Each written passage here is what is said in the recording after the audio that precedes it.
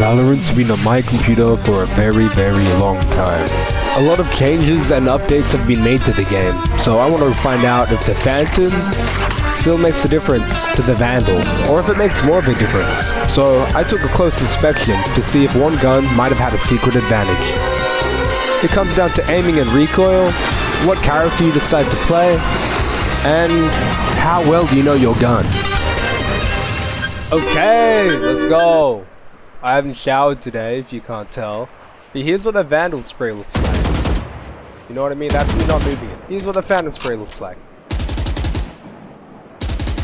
Okay, I can't tell the spray difference, but if there's one thing I do know. So I tried testing out the Phantom from long range and medium, and I could still get the kills. So I switched it to hard, and I ended up finding out it is very hard. Another one is Phantom's running and gun spray. Let's say I was at a corner, right? As I gaslight myself about the sprays, I just wanted to say the Phantom is great against the inside agents like Omen or Reyna, and it's also great for people who play smokes. Because without traces and sound, you're good. There's a lot more bullets, maybe?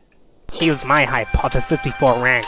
The Phantom is good for survivors, and the Vandal is good for killers, for eliminators. That is the conclusion that I'm coming to so far. Welcome to Ask an Immortal. Because I try to find someone to play the game with, but you're immortal too, so I might as well just ask you. What is better, the Phantom or the Vandal, and why?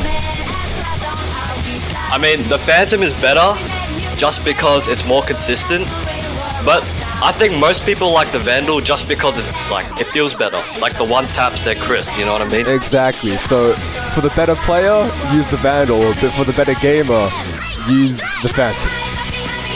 Yeah, you always see like the Phantom in pro play mostly, because just like, it's a better gun. So after many, many games, curb stomping my opponents, I wasn't satisfied. It was only until I tried to dedicate a game to only the Phantom that I and my poor soul realized that for the majority of viewers, you have to be able to isolate 1v1s. In a lot of game titles, there isn't even enough time to go through good comps.